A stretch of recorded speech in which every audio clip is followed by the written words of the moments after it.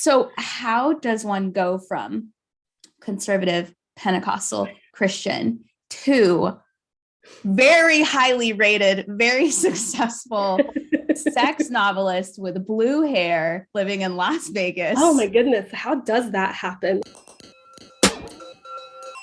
This podcast was sponsored by King James and the 12 Disciples. Just kidding.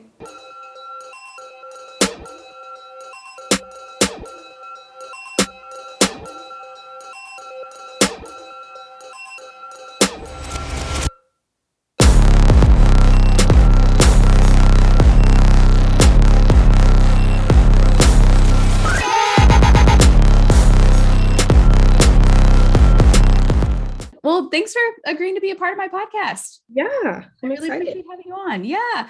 I've always actually, since I've known you, I've actually been super curious about your religious background and how strong you are in your faith and like how devoted you still consider yourself. I've always wanted to ask you these questions. So now that I have this podcast, I feel like it's not rude. I can just absolutely. How much Isn't do it funny how we always feel like it's so rude to ask about somebody's faith?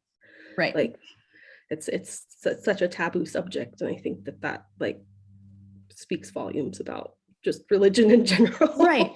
Where it's very interesting, I think, because we live in a society where proselytizing to people is not considered rude. Like if somebody invites you to their church and you're like, "Oh, get away from me," you're the rude one. But if you ask somebody, how religious are you? How often do you go to church? Then it's, yeah, right. So it's very interesting the direction those kind of go in. Yeah, if you're comfortable going ahead and getting started, I just thought maybe you could just kind of introduce yourself, what you do, who you are, and then kind of a little bit about the religious background that you're going to talk about today, the religion you consider yourself either a part of or formerly a part of, and then just go from there. Yeah. So I go by Ivy Nelson, and I write erotic romance. So that's what I do for a living. I was raised in the United Pentecostal Church organization. I think there's an I in that, international. Yeah. And I mean, it's what I knew my entire life. I think we started going to church when I was 2, something like that. So I basically grew up in the church. And it's a very conservative organization, Christian evangelical. We didn't women didn't wear makeup. Women don't cut their hair. They don't have blue hair. They don't wear pants. Has to be skirts. Yeah, you looked much different at UAM. Yes, for sure. Skirts and dresses below the knee. And I just thought that was like the right way to live. Like that's how it was preached, that like in the church it was very much we have this secret formula of how to live a good life, and all those people out there, it's real sad they don't live that way, right? right you pity them, and so we need to like pray for them, and we need to try to bring them in, and I have memories of like women coming into the church that, had basically been like, what is the word? I keep wanting to say recruited, and that's not the right word. I mean, it's not wrong. But they had just like converted, I guess, and decided to start living this kind of Christian lifestyle. And like, I don't know if you've ever been to a church where they have testimony service. Yes. Okay. Because I've found that that's not a thing in all churches. And if you want to talk about what that is exactly. So basically it's just people will stand up and they get to the mic. Sometimes they'll go on the platform, or they'll just have the mic where they're standing in their pew, and they just testify about what God has done for them. Yeah. And so women would, and I very distinctly remember women more than anything, coming in, and so they would have maybe shorter hair, because for most people who didn't grow up in the church, it's normal to go get a haircut every few months, right? And so they would be testifying about, how God delivered them from whatever, maybe they were on drugs, or maybe they had a perfectly normal life, but they just didn't go to church, and they felt like God had somehow rescued them from some, life or whatever. And then they would like almost apologize because their hair was still short. And it's like, Interesting. why are you, because it was just always like, your hair is your glory, Yes. was the big thing. And so, yeah, I mean, I had hair down below my hiney, and like I was 24 when I got my first haircut, like Yeah, ever. I remember how long your hair was, and it Yeah, was so curly. And yeah, it was beautiful. It was beautiful. The women pay a lot of money for a hair that was the color yeah. blonde that yours was. And that was the thing. I even after I left the church, because I kind of started to drift away in college, for a lot of just realizing that I didn't believe any of that stuff. And I can get into some of the details of what that stuff is, but um, it- I even then, women would tell me, oh, women in the church would be like, why are you getting rid of that beautiful blonde hair? Women would pay hundreds of dollars for it. And I'm like, but you think it's a sin for women to pay hundreds of dollars for that color hair? So like, why, like, why are you telling me this? Yeah. And You I mean would sinners would pay hundreds of dollars for this hair, madam? right, yeah. So um, so yeah, that's just that's how my life was. I was a Bible quizzer, which was where we memorized. Literally, I started when I was 9, and we would memorize in the junior age. We would memorize 300 Bible verses a year. Like, Wow. I could quote them. I could tell you where they were in the Bible. It was all kinds of stuff. And then like when I ended, I think my last year, I was a senior quizzer, and I think we memorized 650 scriptures. Wow. How old were Yeah. you when you were a senior quizzer? 15. Wow.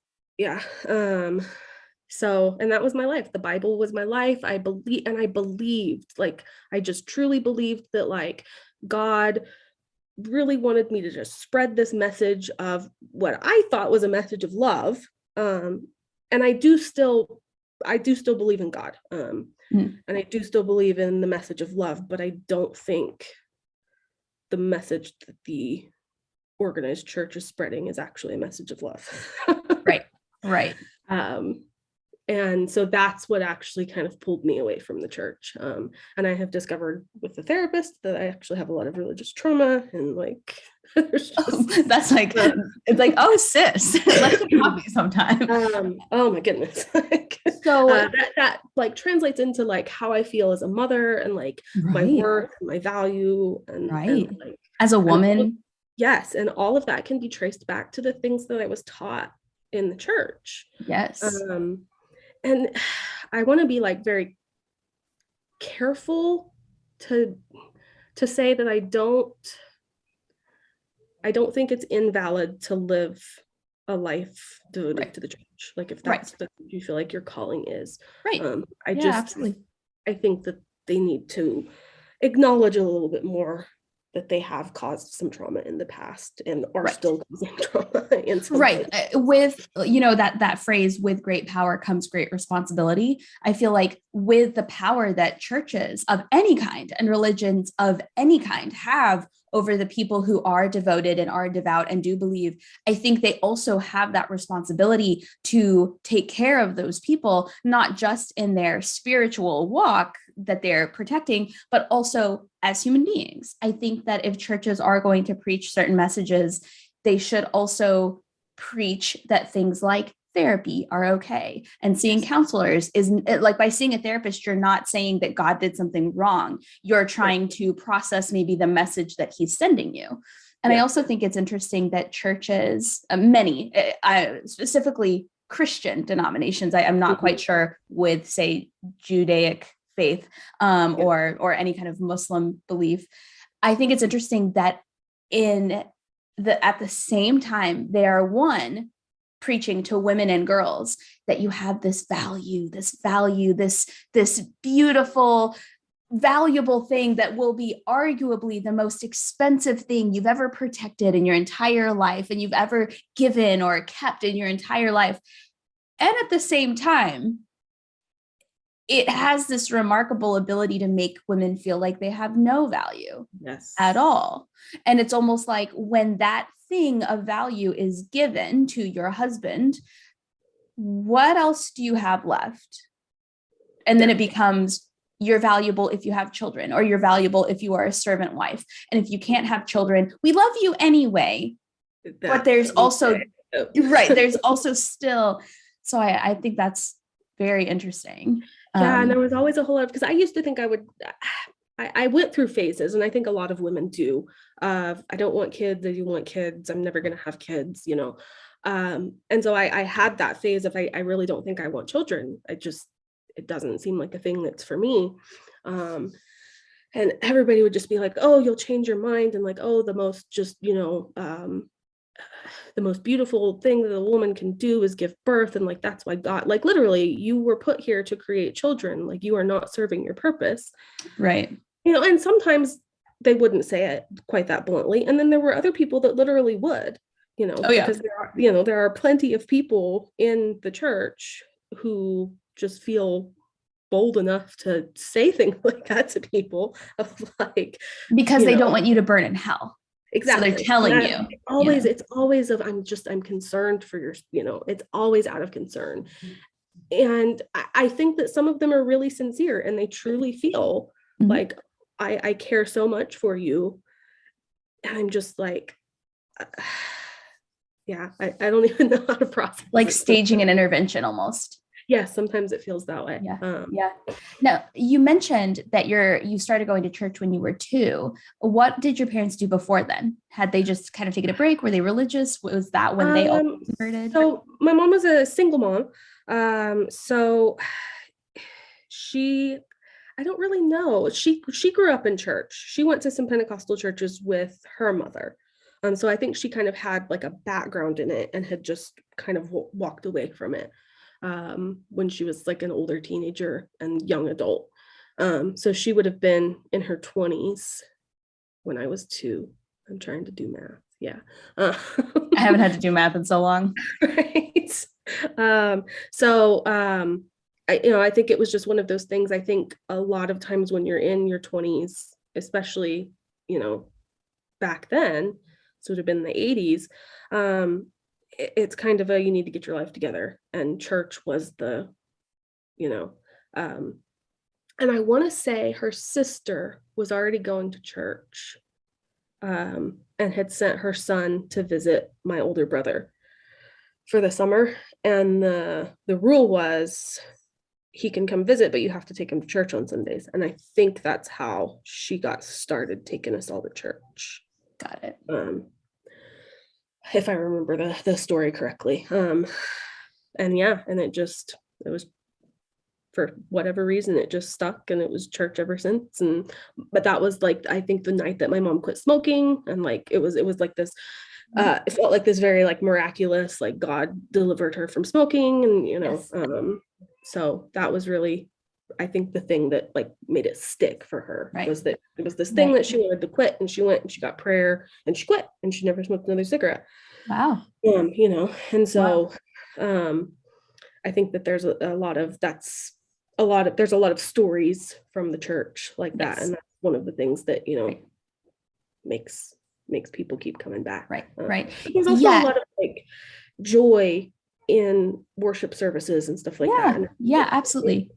Makes you feel good. And people are looking for that. So. Right. And I think that's the most complicated thing about people who are struggling with their ability to believe versus not believe is I have never been one to say that organized religion is no good or does nothing for anyone, because I have seen organized religion, like you said, influence people to quit smoking and drinking, influence people to love one another, to do volunteer work. I've seen people's lives transformed when they join churches, especially when they're coming from backgrounds where maybe they didn't have a family or a support system, but very much like Greek life on a college campus. You are joining this family, you are joining this brotherhood or sisterhood, you do volunteer work together and are each other's best friend. But at the same time, you can also admit that the group whether it's, Greek life, whether it's an organized religion, might not be perfect at the same time. Just like the people we love the most, there are things that we adore about them, and there are things about them that we're like, I don't know, maybe not, right? And so I think that's what makes people struggle the most, is when they start to think about, maybe I don't believe this, maybe this isn't for me. They're always reminded of the positive things. What would so-and-so think? You're never going to see old Mrs. So-and-so again if you never go to church. What would they think about what they've taught you? They were your friends. They were there for you. They got you to quit smoking. They got you to quit drinking. They got you to, treat your body like a temple. And now you're turning your back. And so it's very complicated, because it makes you think, which weighs more, the trouble that I have being a part of this, or the positivity that it's having on my life. Yeah, there's definitely, like I said, there's times when I miss the worship services. And every once in a while I do still go back to church just to enjoy a worship service. Sure. And then the preacher gets up and preaches the sermon and I'm over it. And because I tend to just end up disagreeing so much, and there's so much that's problematic with what gets preached. Right. And I can't reconcile that with what I actually know to be right and true. And, but I mean, that's the church also talks about, here's what I know that's right and true. And but there's, it always ends up being very exclusionary, the stuff that they, Yes. I like to call the commandments the list of just decent advice. It's like, but look at the 10 commandments. They're biblical. And you're like, yeah, but also it's just decent advice. Like, don't kill, don't sleep with your neighbor's wife. But pretty sure both of those are at least illegal or grounds for divorce in most states, So so it's like most of the positive message that you get from most organized religion, you can find that same positivity being preached or taught by anyone from any religion. Most, we'd spend all day going off the radical, every religion has their radical, crazy supporters who nobody else identifies with. Westboro, most Baptist churches I know are like, we are not Westboro Baptist. We don't identify with them. Lots of Muslim people I know do not identify with the people we now call terrorists. Right. So with the exception of the extremes, I think most of the positive messages that you get from mainstream religion are just kind of positive messages you can get from anywhere. Yeah, you can find them in the thread of any religion, any, if you go to a polyamorous commune, you're going to get the exact same message. Still not allowed to kill people. Still not allowed to kill people. Even polyamory has rules. Still not allowed to sleep with your neighbor's wife unless it's cool with both of them. Right, exactly. So yeah, but that's the thing, even about that commandment. We talk about it says don't sleep with your neighbor's wife, but it's, if you actually read that entire commandment, it's don't covet your neighbor's wife, don't covet your neighbor's house, don't covet your neighbor's donkey, and it puts the wife in the same list as your neighbor's property. Right. And that's literally how women have been treated in, and I'm sure I know my sister is a pastor's wife, I know she doesn't feel like she's being treated like property. She lives a wonderful life and she loves the service that she does. She loves serving the church.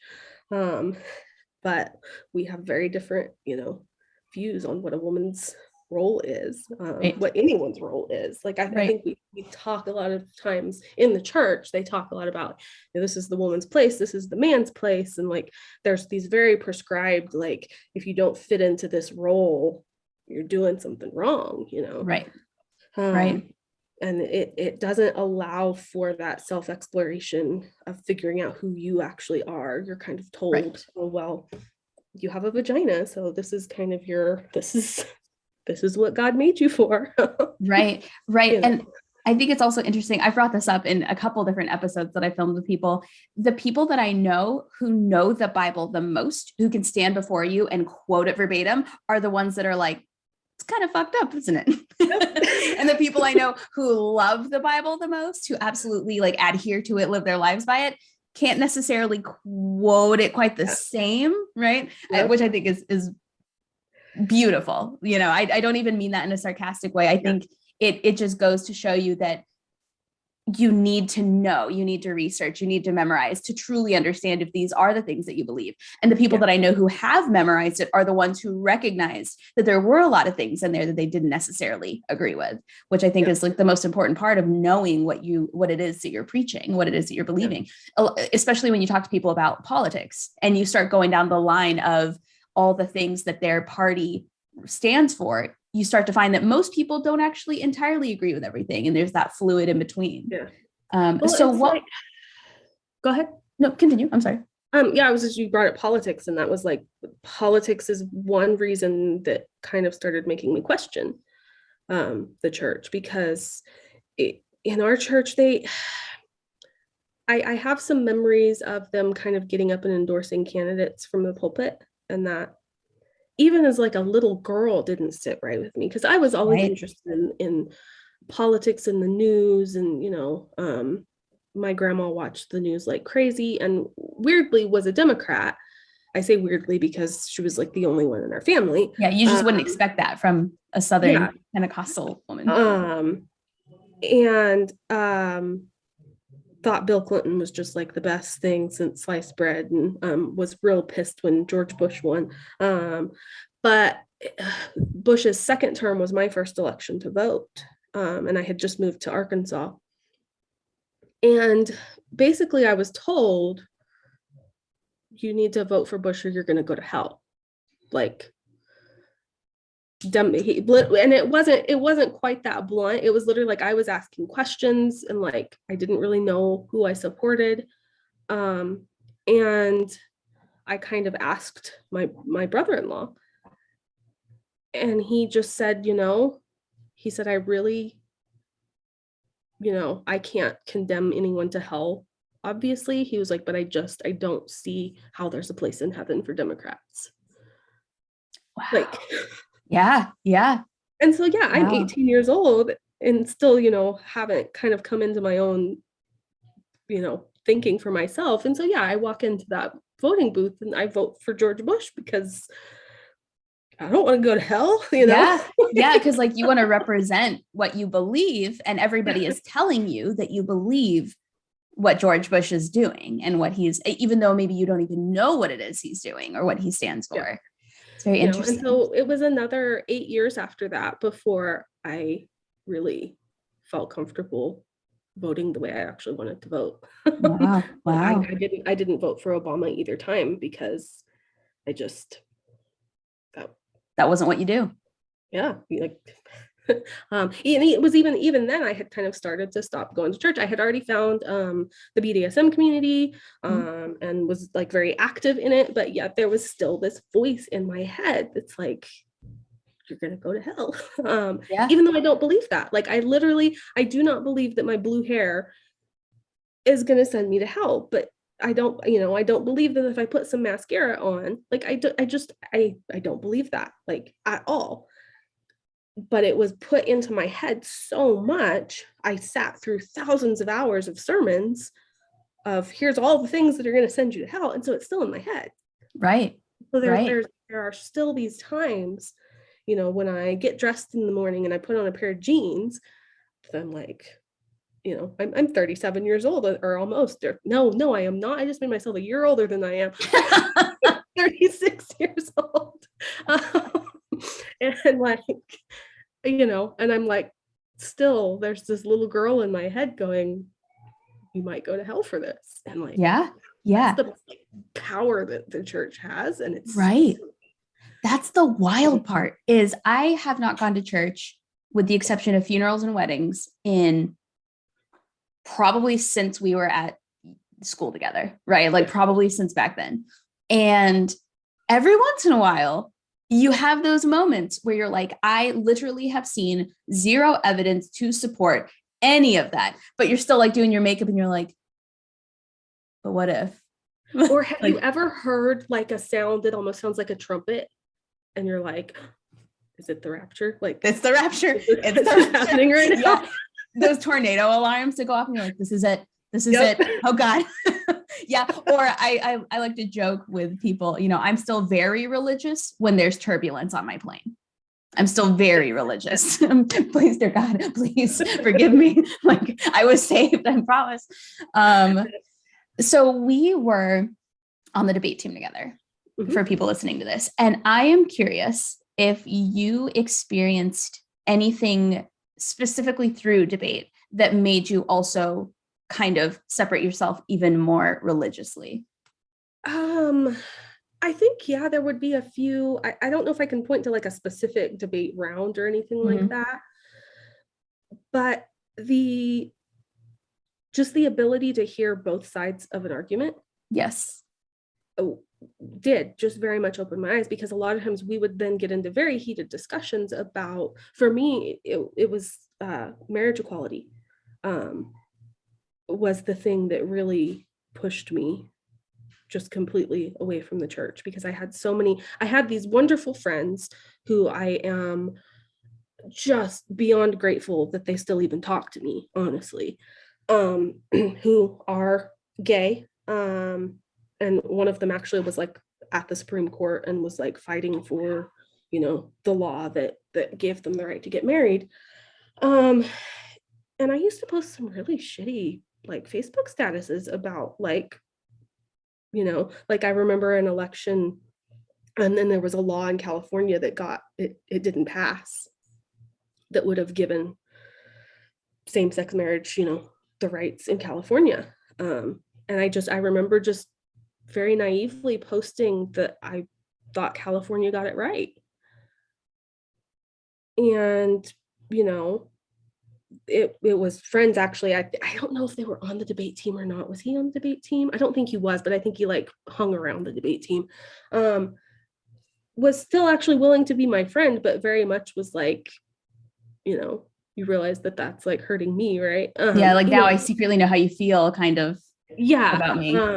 But the fact that those people like still talk to me and still like consider me friends. Yes. Like, I'm just yes. like, thank you so much for like loving me through my like just total like bigotry and just like and just completely ignorant, Yes.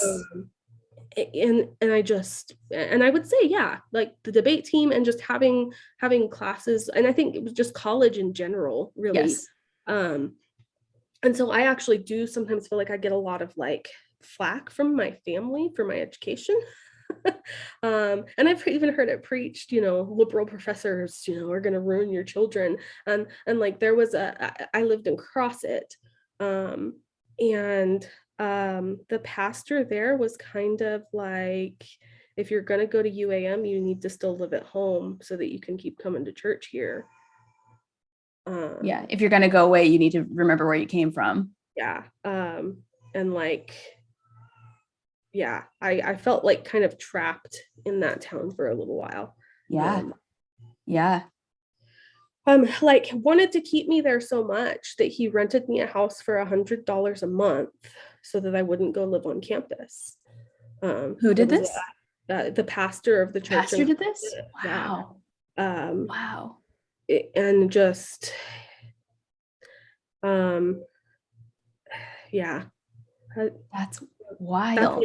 That's a wild conversation just about pastors and the way that we put them up on pedestals. Yes.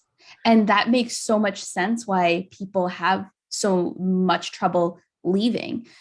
Because if you tell anyone about it, they're going to do what they can to keep you in the fold. They're going to do what they can to keep you close mentally, physically, emotionally, religiously. But I've never heard somebody even going so far as to rent a home. Wow. Yeah. That's wild. The church owned the house. It was literally right next door to the church. It was a little 1-bedroom house. And he was like, yeah, you can have it as long as you're in college. You can have it for $100 a month. Wow. So you would commute from Crossit to UAM every day. What is that, like 45 minutes? About, yeah. Yeah. And then when I ended up almost basically flunking out my first semester because it was pretty stressful. Imagine that. All that pressure and it's stressful? No way. And so I quit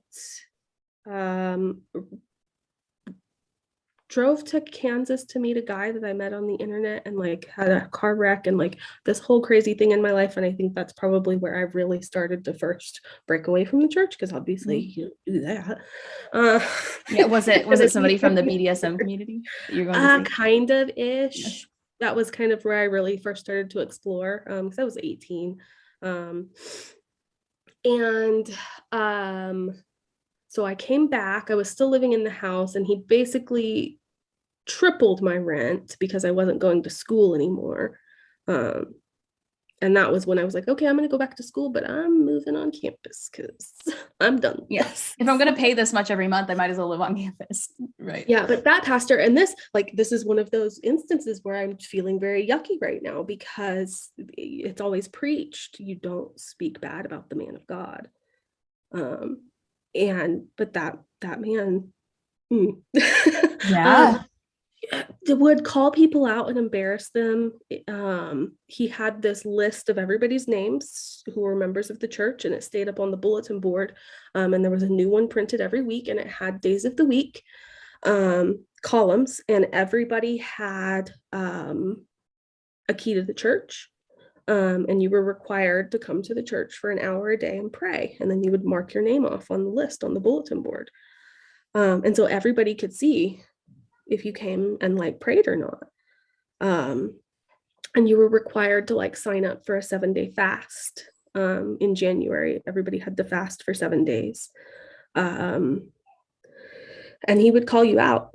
He would be like, oh, so-and-so hasn't signed up for their fast yet. When are you going to do it? And like, yeah, there's a lot in that church. Wow. So what was the deal with the fast? What was just to focus on God? Yeah. So it's all about human, I almost said human sacrifice. It's all about sacrifice. And just like the idea of just pushing away the plate. There's a scripture that says, it was very specifically talking about, I want to see if I can remember the story right. I probably can't. But it was a woman in the Bible who wants her son to be, he's possessed by a demon, and she wants him to be delivered. And Jesus tells her, this kind comes out. There's no, basically to paraphrase it is, there's no way for him to be delivered except for through prayer and fasting. So the idea is that while you're fasting, so if it's lunchtime, you're not eating, you're praying, kind of thing. Wow. And, I know your hunger pangs remind you of the Lord somewhat. Yeah, I've heard that too. Yeah. There's a story of Jesus fasting in the desert for 40 days. And the devil comes and tempts him, and, all that stuff. Wow. So yeah, fasting was a very big thing. So that church probably, I feel like, is where a lot of the religious trauma for me came. Yeah, no, for sure. For sure. But then the church that I went to in Monticello was actually not. Right. Because there was a Pentecostal church there. And I loved the pastor there. He was like the epitome in my mind of what a pastor like should be, of just being just the most loving, just kind. I was super, super poor in college. I think we all were. Yup. I ran out of gas on the side of the road one night. And then they found out about it, and he was like, why didn't you tell? And I didn't have a cell phone. So what are you going to do? We were just on the cusp of everybody having cell phones. And so after that, he started making sure every week he'd slip me $20 for gas. And after church on Sunday nights, he would take me out. The whole church kind of went out, but he always made sure he would buy me dinner. And there were several people in that church who would. So I sobbed when he died. He passed away a few years ago. And even though I had left the church already, it's still because his kindness and his he was a big impact for me in college. Kind of got me, made sure that I didn't starve. Yeah. And that's exactly the kind of thing I'm talking about. When people start to question their belief in the faith, they have trouble separating not believing the faith and disrespecting the people they love through the faith. So Yeah. by leaving the church, you almost feel like you're letting people like him down, when in reality, they have almost nothing to do with one another. You can love somebody like that, and somebody like that can be so kind to you and show you everything that you need in that moment.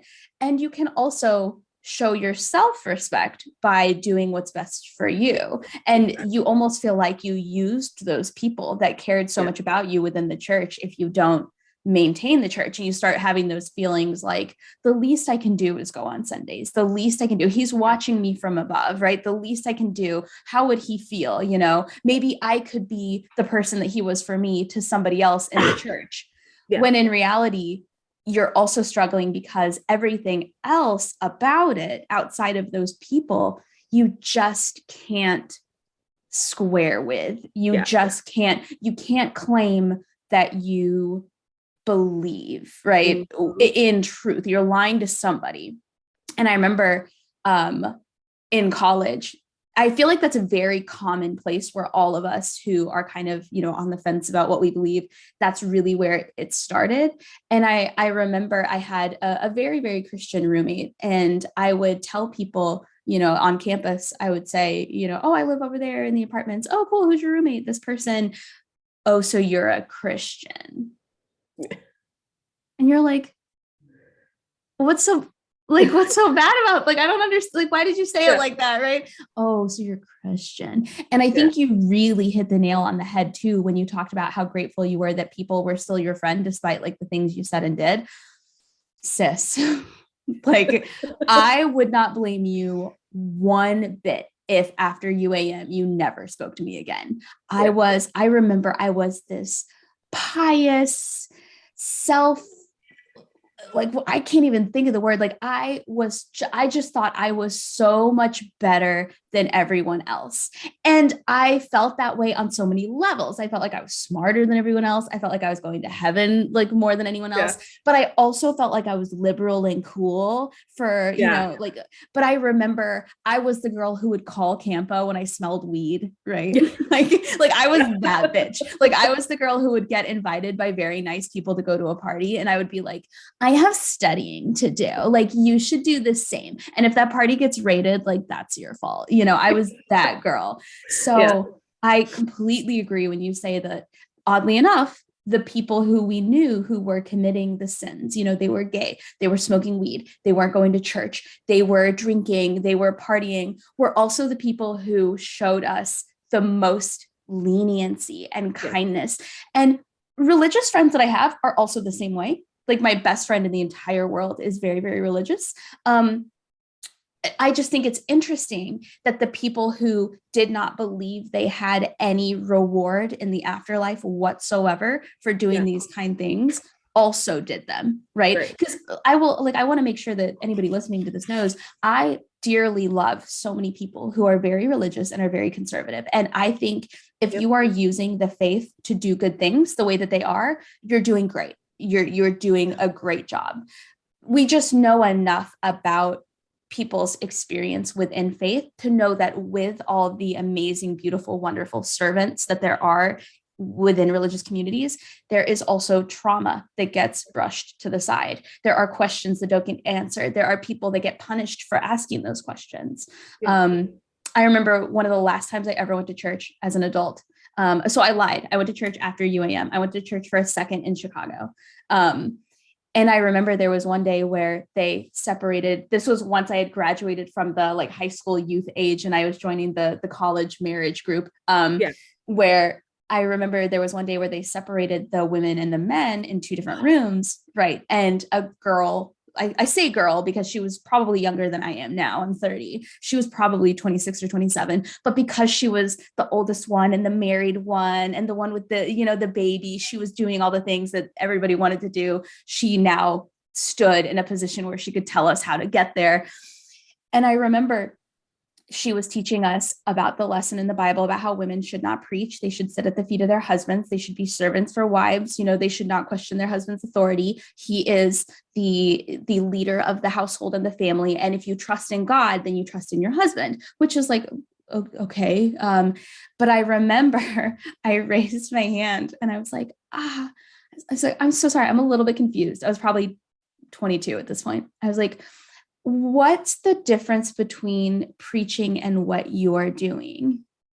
And there was like a long silence. And she's like, what do you mean? And I was like, well, you're talking about how women should not preach. They should not be, trying to lead people to the Lord through preaching and through the teaching that that's the man's job. Is it like the number of people that are in here? Is that what the difference is? What's the difference between what you're doing versus preaching? And everybody looked at me in such a way that I don't remember what her answer was. I blacked out because I was so embarrassed all of a sudden for having asked that question. And I was so concerned that I was doing something horribly wrong and that I missed some memo. I do remember she looked at me like, and I think she might have said something along the lines of she was sending us a message that a man had told her to tell us. Like she had discussed it with her husband and they had decided what it was that she was going to tell us through him, kind of thing. But I remember just kind of like blacking out in my seat and being I did something wrong. I did something wrong. I did something wrong. Yeah. And I went back one other time and I was the only one wearing pants.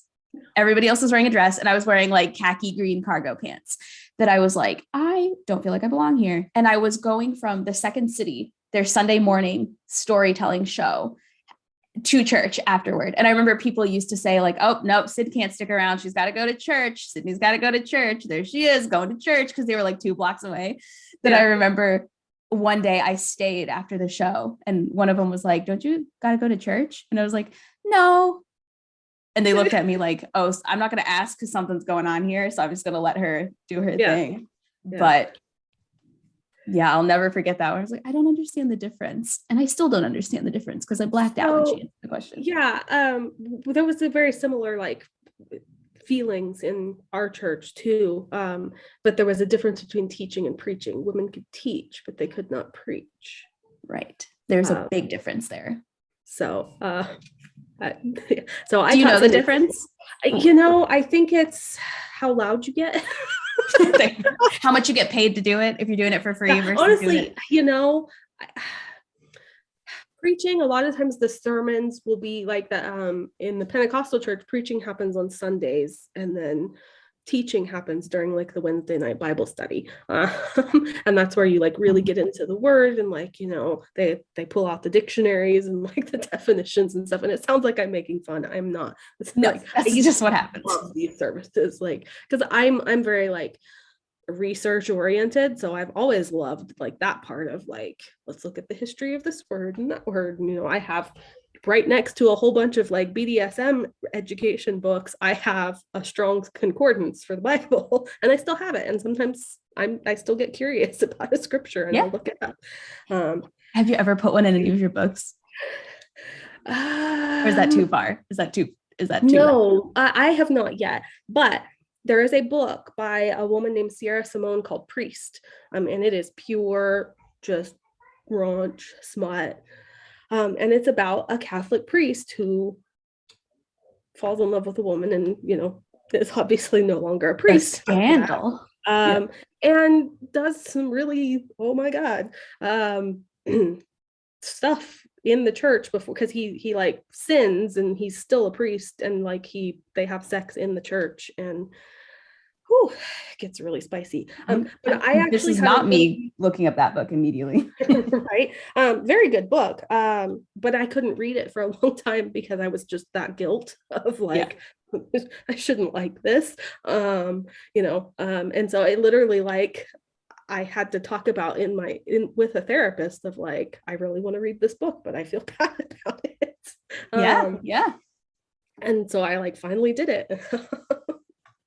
Was it good? No, was it a good book? Yeah, it's a great book.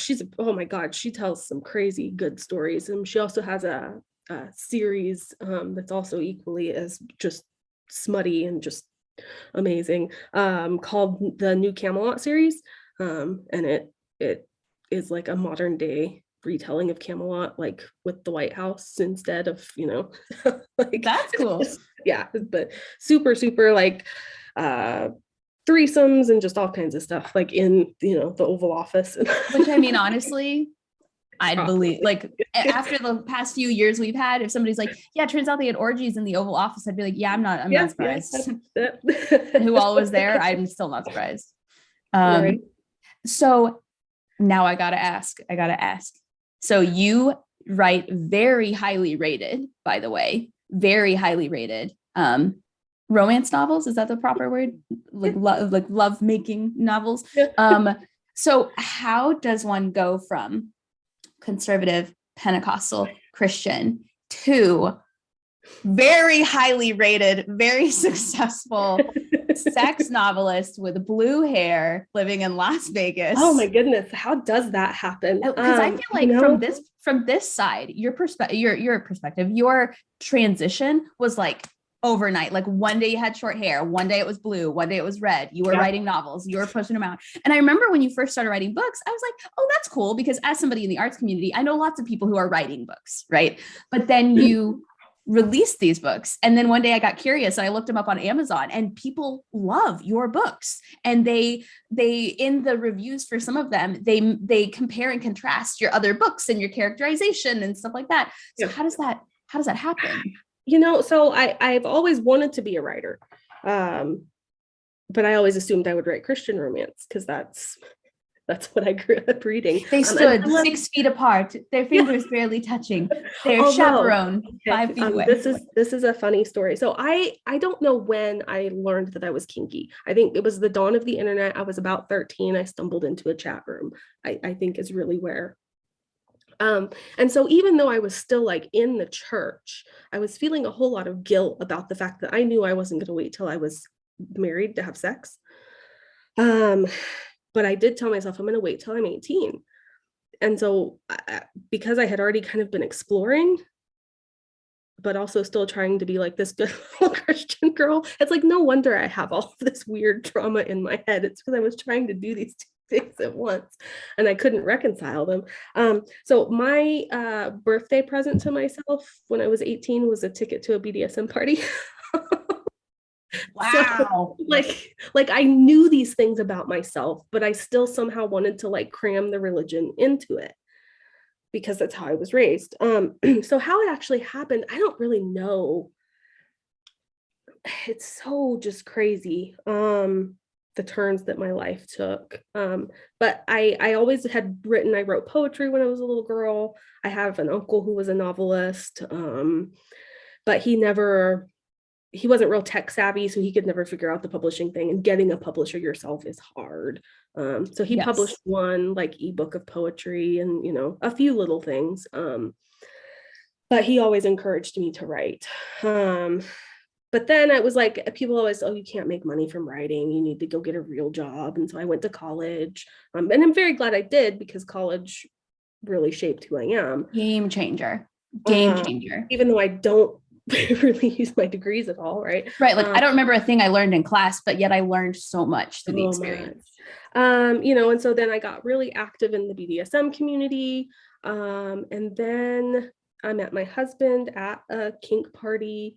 And here's a little confession that it's not something, and so I mean, I obviously don't care if it's on the podcast, but I actually have a little bit of a background in sex work. I became a cam girl. Sorry, Mom, if this is how you're finding out. And that was a lot of fun. Like I learned a lot about myself sexually and all that stuff. And this was pre OnlyFans, so it wasn't like a recognized social thing. The dawn of OnlyFans was right about when I quit sex work. But also the Trump administration scared me about sex work, and so that's when I started trying to kind of back away. I started trying to look for other avenues of income, and 50 Shades of Grey had just really blown up a couple of years before, and then I discovered that she was a self-published author originally,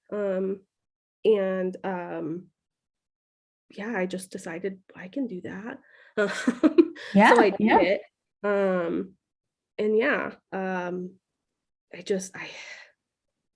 I think I've always been this person, and it just took me a whole lot of time to be able to just say, hey, look at me, this is who I actually am. Yeah. Yeah, one of my favorite memories of you from UAM, and this is a prime example of what I was talking about people having patience with you and kindness and like teaching you things that you didn't know, was it was during one of the summer camps, one of the debate summer camps we used to run. I want to say it was the first one, might have been the second. I was either about to be on the debate team there or I had been the year prior and I was about to be a sophomore. And some crime had happened, something we had read about some crime on the news.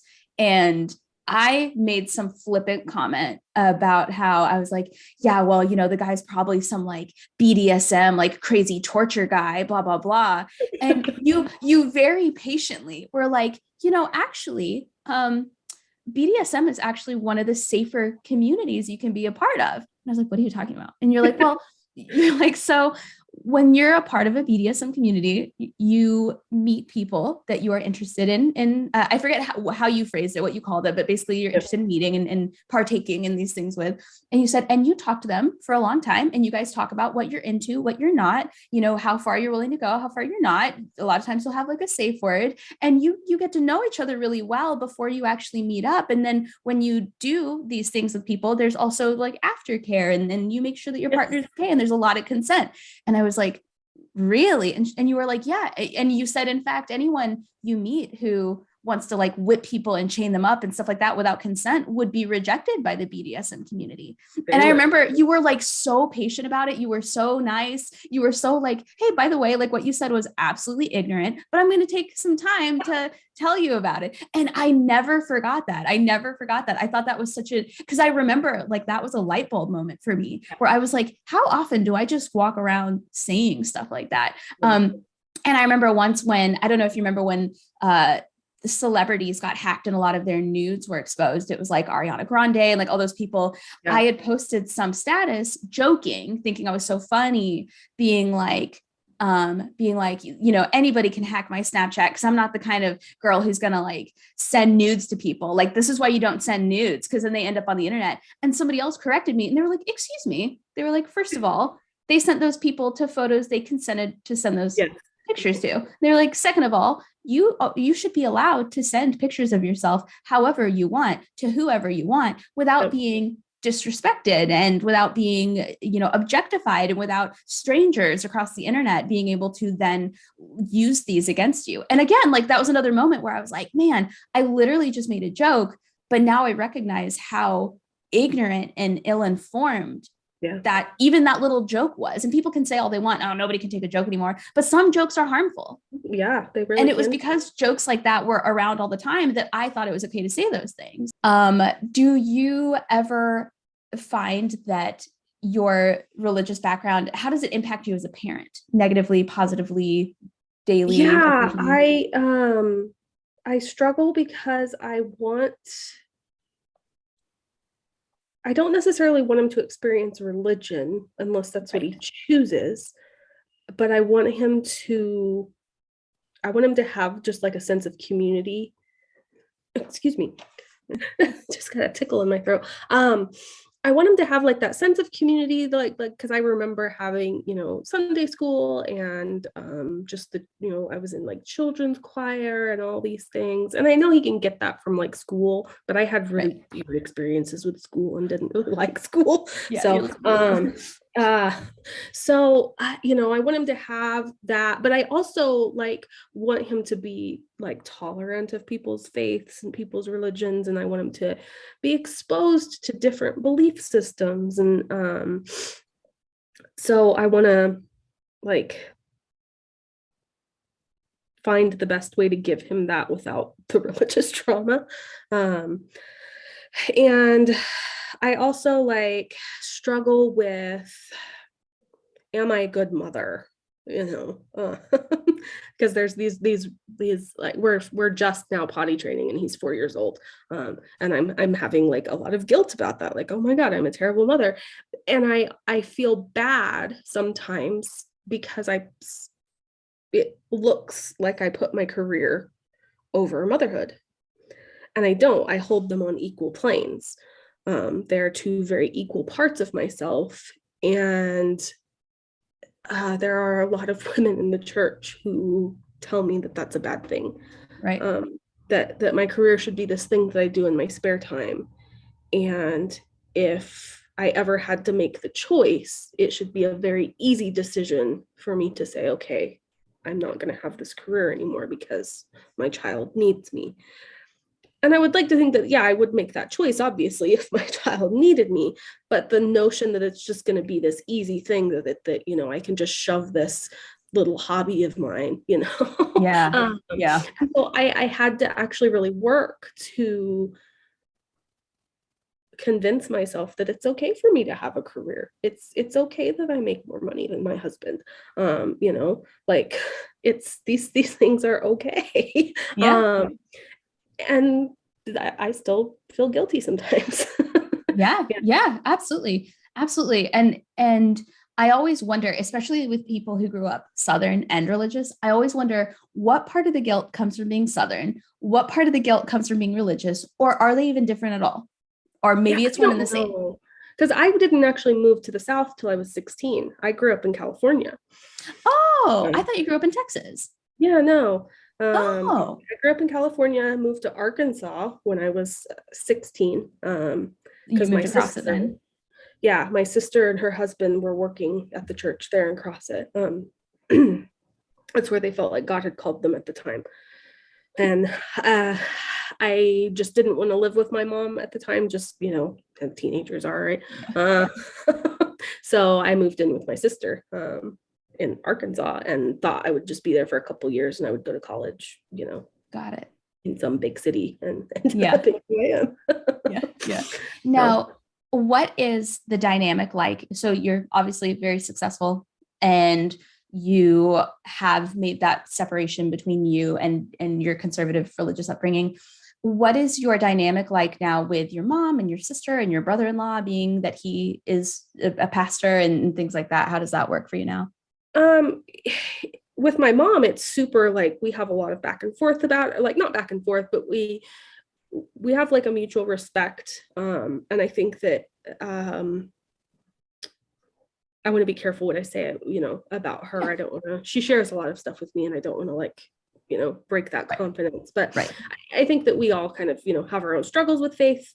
And we can kind of talk about that with each other. And there's no judgment or anything like that.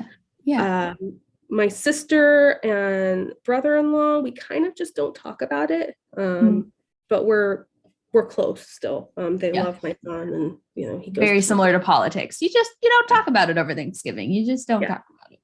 Yeah.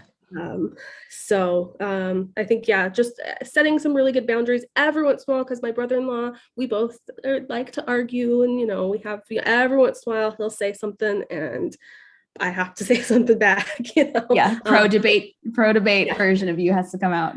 For the most part, though, we've kind of set that boundary and we respect it, and you know.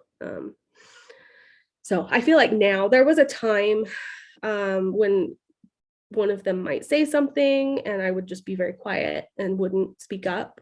But I feel like now, I would, you know, have an easier time like just voicing my opinion if I felt like I needed to. Right. And I feel like once you're completely comfortable in what it is you believe or who you are, you feel much less of a need to die on those hills. When people say something, you're just like, like at the end of the day, I'm going to do the same thing I always do when I get home, regardless of your opinion. So, because it's like, I was very much the black sheep of the 2016 election for my family. And I guess the 2022, you know, in being that I obviously did not vote for Donald Trump. And that at first did cause some like arguments, especially with my older brother who isn't religious, which is interesting, but very much a Trump supporter. And it took us a little while to. That's interesting. A place where we could coexist. And we're real good friends, you know, now, but we just very different opinions, and he's very vocal and very just, you know, and I was at the time in 2016, I was angry. I was hurt like so many of my friends were.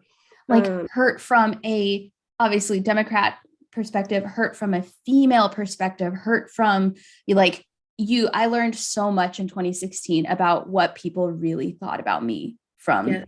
the perspective of being a woman. And Yes. And it getting changes. people to understand that, of like, you are sitting here telling me that you are going to vote for that man, and you have a wife, you have daughters, you have a sister, like, and like, how do you think that makes me feel? Yes. Like, Yes. Yes. and and they still don't see it that way, and they're still just, and that's just the thing that we just have to, because there are some people who are like, I'm going to just cut off family. I don't feel like I have that need. I feel like No.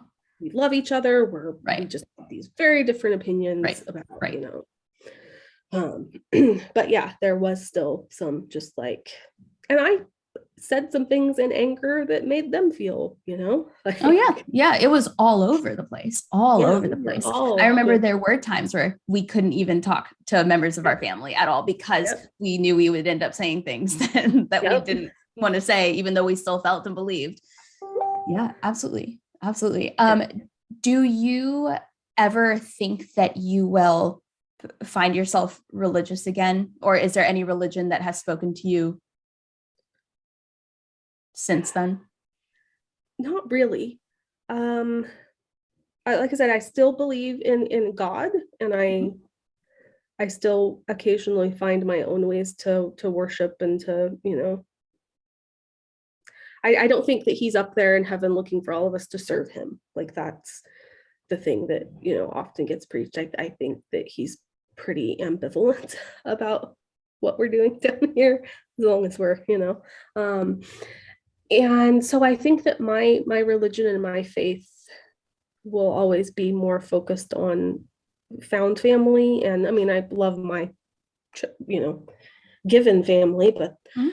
the family that I've chosen too, I've created this space in the reader community. I have a reader group on Facebook, and I feel like I get just as much of a religious experience out of that. It's mostly women and a few men. I have a few men in my group too, who are able to just come into my group and just talk about all kinds of things. I do a Friday night event called Drink and a Kink, and I make a cocktail and I get on, live, and I discuss a kink or a fetish that's in one of my books or a concept about kink. That's And then I'll get awesome. in a chat room afterwards, and like, we talk about mental health, we talk about our kids, we talk about, and so I've managed to kind of create this almost church-like community where we all support each other, we all love each other. That to me is just as valuable as a church, Yeah. without the just, Yeah. misogyny. And, Yeah. Yeah. and it's the same with the BDSM community. There's a convention that I help run twice a year, or, well, we haven't had it since the pandemic, but, and so finding those spaces, I think, is where my religion is. I actually want to write a memoir, called From Pentecost to Porn. Yes, please, please do it. I will Uh, read it chapter by chapter on this podcast. Please do it. No, I have to. I know how to write romance novels. I have not done any research into how to write a memoir. So, but See, I have only studied how to write like memoirs and humorous all things. So right, we I can have to team get up here. some, pick your brain, and Yeah, that's awesome. That's really cool. Do you have any advice for people who might be listening to this and might be struggling with whether or not they want to stay religious, whether they're not religious and feel guilty? What would you say to somebody who is on the I fence right now? I think that my biggest piece of advice is talk to people who are different than you, and get a therapist. Get a Like, therapist. but I have come to, because it used to be very much that therapy was you don't need a therapist, you need Jesus. You don't need a pill, you need Jesus. Like, that was the thing that was kind of beat into me. Yes. But now that I have one, I'm like, I think the entire world needs a therapist. I think we all need that hour a week where I look at it, the joke that I make is that it's an hour a week where I get to be super selfish. And Yes. for an hour a week, it is literally just about me, because all that therapist cares about is me. My therapist doesn't have to care about my husband. My therapist Nope. doesn't have to care Nope. about anything except for me, for And that's my time to just process everything. And so those are my biggest, just find people that are different than you. And, Right. Yeah. And preferably a therapist that is not religious based. Yeah. Not because there's anything wrong with their religion, but because I think it's important to have as unbiased an opinion as you can possibly get. Right. Yeah. And people who are deeply religious, even if they are fantastically neutral, I think there will always be that lean there.